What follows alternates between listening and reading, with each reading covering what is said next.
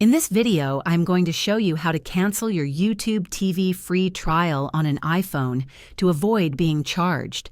If you've decided not to continue with the service, it's important to cancel before the trial ends.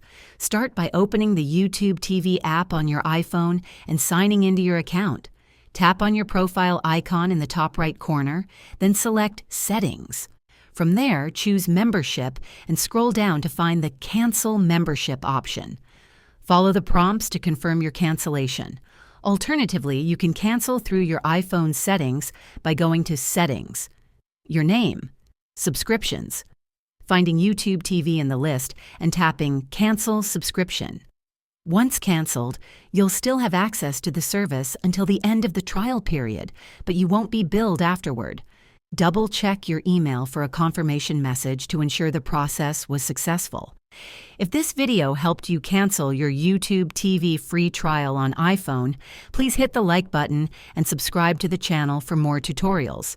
Thanks for watching, and I'll see you in the next one.